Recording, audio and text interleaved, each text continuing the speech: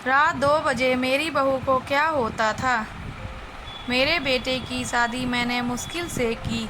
वो एक लड़की से प्यार करता था, लेकिन मैं नहीं चाहती थी कि उसकी शादी उसी से। मैंने उसे बहुत समझाया और उसकी शादी गांव की एक सीधी सादी लड़की से करवा दी। लड़की का नाम सुधा है। मुझे पता था कि वो लड़की मेरे बेटे और इस घर के लिए बहुत अच्छी है। इसीलिए मैंने उस लड़की से मेरे बेटे की शादी करवा दी। सुधा हमारे घर में आई।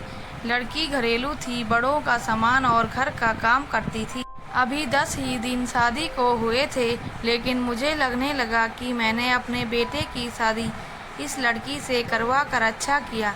मेरा बेटा राजीव भी खुश ही लग रहा था, लेकिन उस रात के बाद मेरी यह सोच बदल गई। एक रात करीब 2 बजे मेरे बेटे के कमरे से चीखने की आवाज़ आने लगी। यह चीखें मेरी बहू की थी। मैंने थोड़ी देर तक सुना, फिर वो चीखना बंद हो गया। राजीव के पिता मेरे पति को यह सब सुनाई दिया था, लेकिन फिर हमने उन्हें रात में पूछना उचित नहीं समझा, इसलिए दरवाज़ा नहीं खटखटाया। सुबह मेरी बेटी भी बोल रही थी कि मम्मी, रात को कौन चीख रहा था।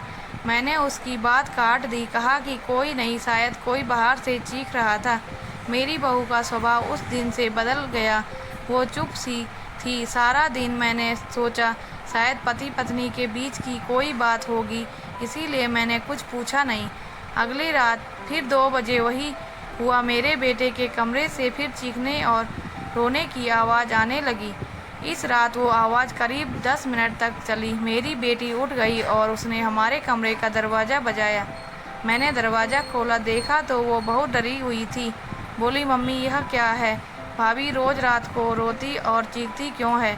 क्या होता है कमरे के अंदर? चलो अभी दरवाज़ा खुलवाते हैं। मैं दरवाजे के पास जाने लगी तो मेरे पति ने मुझे रोक लिया, कहा कि रुको, अभी बात मत करो, कल सुबह दोनों से बात करते हैं। उस रात को मेरा सोना मुश्किल हो गया था। सुबह मेरी बहू जल्दी उठकर घर के काम में लग गई। मैं सुबह अपने बेटे के कमरे में गई, उससे पूछा क्या बात है, रात को बहू रोती क्यों है? उसका चेहरा पूरा उतरा हुआ था। बोला कुछ नहीं। उसकी बातों से और आंखों से साफ दिखाई दे रहा था कि वो कुछ छुपा रहा है। उन्होंने भी उससे पूछा, लेकिन वो कुछ नहीं बोलकर घर से बाहर चला गया। मैंने मेरी बहू से पूछा, वो कुछ काम कर रही थी। उसको देखकर ही ऐसा लग रहा था कि जैसे रात में ठीक से सोई नहीं है। आंखें साफ बता रही थी। मैंने उसे पूछा, क्या हुआ? तुम रात को रो क्यों रही थी? वो बोली, रो रही थी? कब? नहीं, मैं तो सो रही थी और मुझे तो कोई आवाज़ नहीं आई। आप क्या बात कर रही हैं? उस कमरे में ऐसा क्या हो रहा था? यह बात या तो मेरी बहू जानती थी या फिर बेटा, लेकिन दोनों ही कुछ नहीं बता रहे थे। पर दोनों के चेहरे से साफ पता चल रहा था कि कुछ है जो यह दोनों छिपा रहे हैं। लेकिन क्या? अब जब भी रात आती मुझे नींद ही नहीं आती, क्योंकि आधी रात की फिर वही होता। बहू जोर से चीखती और रोती। मेरे मन में कई सवाल थे।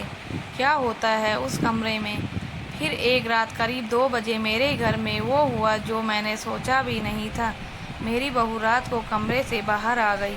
उसके कपड़े कहीं भी जा रहे थे। उसे कोई होश ही नहीं था। बाल खुले थे और वो घर के चौक में आकर बैठ गई। जोर से चीखने लगी, रोने लगी। हम सभी घर वाले बाहर आ गए। मेरा बेटा भी कमरे से डरा हुआ बाहर आया। बहू की ऐसी हालत देखकर हम सब ही डर गए थे। मैंने मेरे बेटे से पूछा कि यह क्या है? वो बोला, बस माँ, देख लो, यह रोज़ रात 2 बजे ऐसी ही किया करती है। मैं आप लोगों को क्या बताता। सुबह जब उसे पूछता हूँ तो उसे कुछ याद ही नहीं रहता है। बोलती है, मैंने तो कुछ नहीं किया। बहू जब थोड़ी देर बाद शांत हुई तो मेरा बेटा उसे कमरे में ले गया और सुला दिया। मैं सोच रही थी कि यह क्या है। मैंने मेरे बेटे को कहा कि तू उसे उसके घर छोड़ आना, सुबह मैं उसकी माँ से बात करूँगी। सुबह होते ही मेरा बेटा उसे कुछ बहाना करके उसके घर छोड़ आया। मैंने उसकी माँ से बात की। उसकी माँ ने कहा कि यह क्या बोल रही है, मेरी बेटी बिल्कुल ऐसी नहीं है। मैंने जो सोचकर राजीव की शादी उससे की थी वैसा हो नहीं सका। बहू को छोड़े अब 20 दिन हो गए थे। इस दौरान उसके घर से फ़ोन आता रहा, लेकिन मैं टालती रही।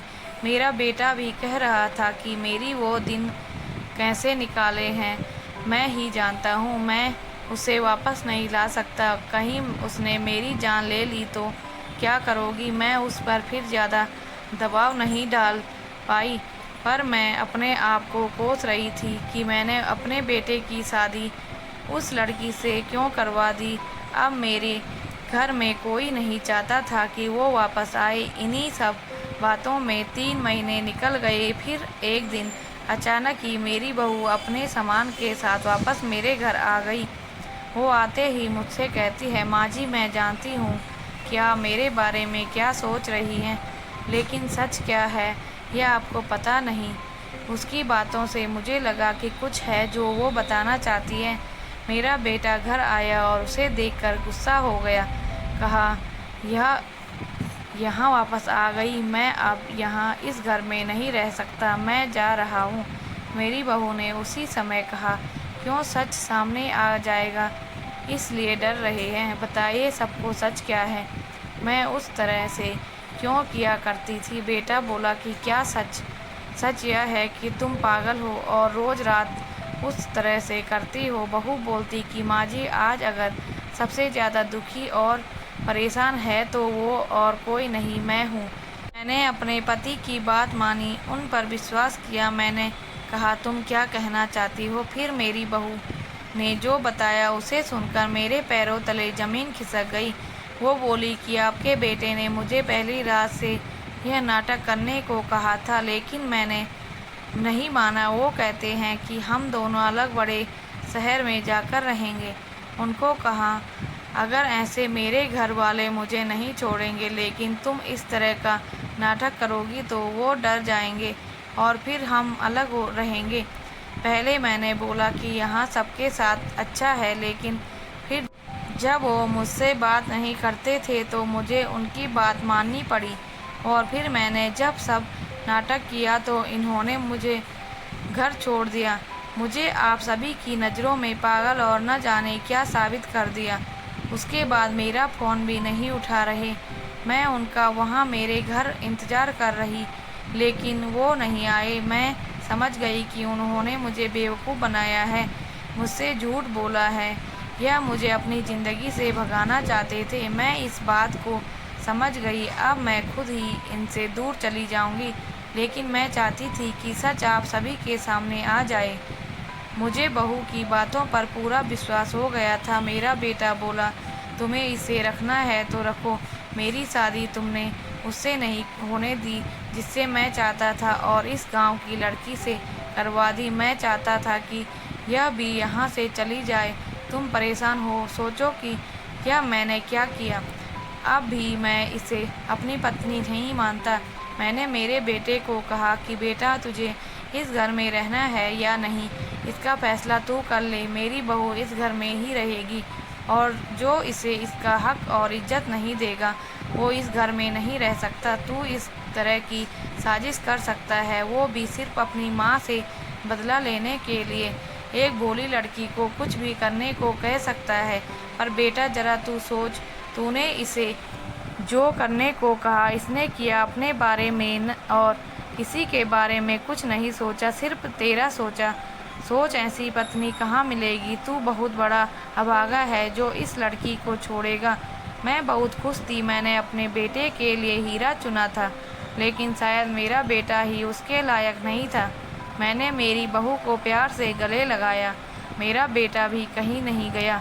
थोड़े समय तक ज़रूर नाराज़ रहा, लेकिन मुझे पता था उस लड़की से कोई प्यार किए बिना कैसे रह सकता था। आखिर धीरे धीरे सब ठीक होने लगा। दोस्तों, यदि आपको हमारी कहानी अच्छी लगी हो तो प्लीज़ लाइक, कमेंट, शेयर और सब्सक्राइब ज़रूर करें। धन्यवाद।